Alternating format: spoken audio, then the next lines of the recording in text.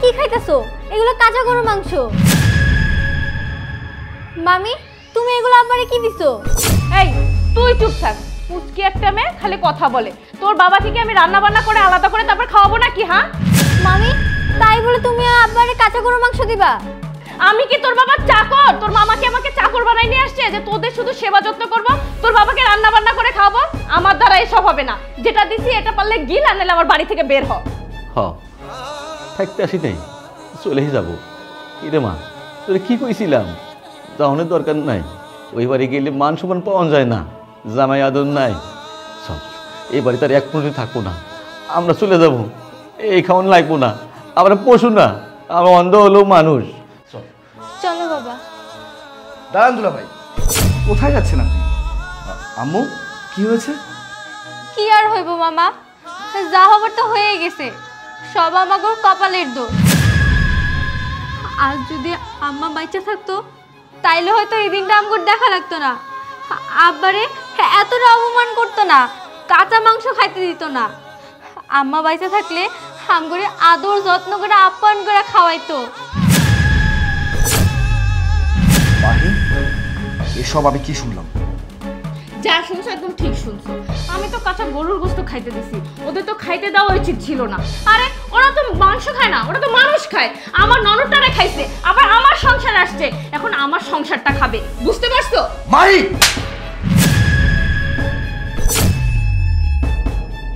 তুলা ভাই, আপনার সাহস কত বড়!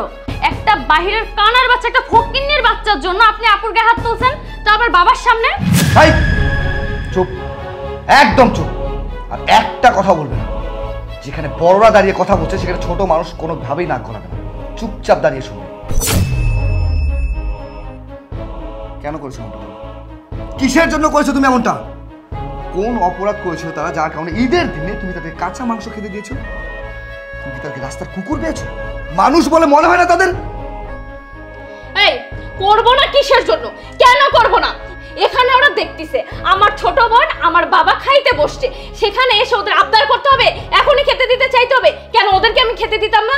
ওরা আর আমার বাবা আর বোনকে এক টেবিলে খাওয়ার যোগ্যতা রাখে? হ্যাঁ, ওদের সেই যোগ্যতা আছে আমার বাবা মার সাথে খাওয়ার, আমার ফ্যামিলির সাথে খাওয়ার? ছি মাহি, ছি। তোমার মেন্টালিটি এত নীচ আমি কখনো কল্পনা করতে পারিনি। তুমি যদি জানতে যে এই ব্যক্তিটা আমার জন্য কি করেছে, তাহলে তুমি কখনোই তাদের সাথে এই ধরনের ব্যবহারটা করতে পারতে না।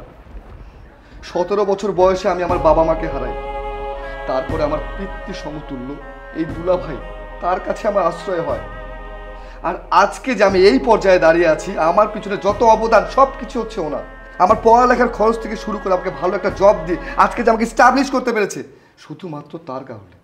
আর সেই দুলা ভাইকে তুমি আমার সামনে দাঁড়িয়ে আমার বাসা থেকে কাঁচা মাংস খেতে দিয়ে অপমান করছো, তাকে ছোট করে কথা বলছো।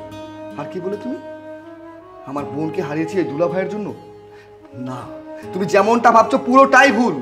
একটা রোড অ্যাক্সিডেন্টে আমার বোন মারা যায়। আমার বোন মারা যায় ক্ষান্ত হয় না, আমার দুলা ভাইয়ের চোখটা পর্যন্ত নষ্ট হয়ে যায়। তারপর থেকে উনি নিঃস্ব, একা হয়ে যায়। আর এরপর থেকে যখনই আমাদের বাড়িতে কোনো না কোনো অনুষ্ঠান হয়, আমি ওনাদেরকে জোর করে ডেকে আনি, বরঞ্চ ওনারাই আমার বাসায় আসতে চায় না। আর সেই আদরের দুলা ভাইকে তুমি আমার সামনে দাঁড়িয়ে অপমান করছো। তোমার এত বড় সাহস! আরে কাঁচা মাংস কাদেরকে খেতে দেয়? জানোয়ারদেরকে। তুমি তাদেরকে জানোয়ার ভেবেছো? একটা বারের জন্য তোমার বিবেকে এই কথা বাঁধলো তারা মানুষ? তোমার মধ্যে কি মনুষ্যত্ব জ্ঞান বলতে কোনো কিছুই নেই? ছি! যেহেতু আমার বাবার সমতুল্য দুলা ভাইকে সে অসম্মান করেছে, আর সেই মেয়ের সাথে আমি একটা মুহূর্ত সংসার করবো, আজকের মধ্যেই আমি ওকে ডিভোর্স দিব। সংসারে কোনো ঝুঁঝামেলা হইলেই তুই বউরে তালাক দিবি? এই কি পাইছিস তুই? বিয়েটা কি ছেলে খেলা নাকি? ওরে ছোট মানুষ, একটু ভুল করছে। আমি কি ওর কথা কোনো কিছু মনে করছি? আমি কোনো কিছু মনে করি নাই। আর তুই উল্টা পাল্টা করতেছস। শোন, সাফ সাফ কয়ে দিতেছি, আমি ওরে পছন্দ করে এই বাড়িতে নিয়ে আইছি, আমি তোর হাতে তুলে দিছি। ও কোনো ভুল করলেও আমি ভুল মনে করি নাই। জামাইবাজি, সবার কথাই তো শুনছেন, যাওয়ার সময় কি আমার কথাটা শুনবেন না? আমার কথাটা শুনে যান। জামাই বাবাজি, সারা জীবন আমি সৎ পথে চলেছি, ঈমান নিয়ে চলার চেষ্টা করেছি। আমি একজন হাজি মানুষ। এই যে আমার সন্তান, আমার মনে হয় আজ আমি বুঝতেছি আমার সন্তানদের আমি মানুষ করতে পারি নাই। আসলে আমি ওদের শিক্ষা দিয়েছি ঠিক, কিন্তু সুশিক্ষা আমি দিতে পারি নাই। মাহি, এটা তুই কি কাজ করলি রে? কাঁচা মাংস তো জানোয়াররা খায়, আরে তুই একটা মানুষ হইয়া মানুষকে কিভাবে তুই কাঁচা মাংস দিলি? ছি ছি ছি ছি ছি, এত সুখের সংসার তোর, তোর স্বামীটা এত সোনার মানুষ। এই যে সর্দার, তোর জামাইরে কিন্তু অনেক দেখছে, তোর জামাই সেটা মনে রাখছে। আমি খুব খুশি হয়েছি, আমি খুব গর্ব করি যে আমার মেয়ের জামাই লাখে একটা।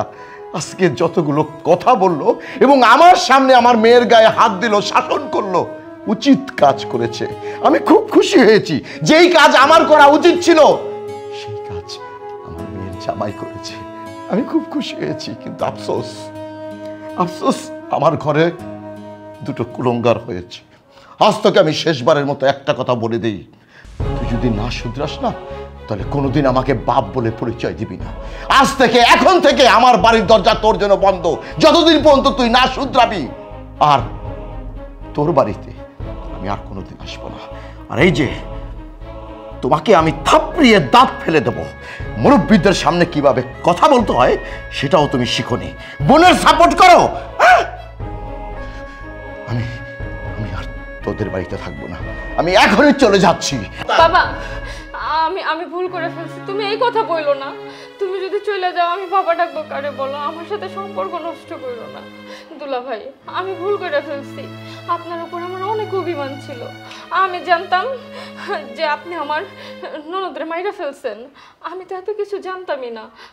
প্লিজ দয়া করে আপনি আমাকে মাফ করে দেন। মামুনি, তুমি আমাকে মাফ করে দাও। তুমি আজকের থেকে এই যে তোমার মামির কাছে থাকবে, আমি তোমাকে দেখে শুনে রাখবো, মনে করবে তো তোমার মা আমি। মাহি, আমি রাগ করি নাই। আমি রাগ করবো কি লেগে তোমার উপরে? তুমি তোমার ছোট বোন, আমি কোনো কিছু মনে করি নি। তোমার কাছে একটা আবদার করবো, আমার এই মা মরা মাইয়াটারে তুমি দেখে রেখো। আমি ঠিক করে চলতে পারি না, কোনো কাম কাজ করতে পারি না, কখন জানি কি হয়ে যায়, মনটা কেমন কেমন জানি করে।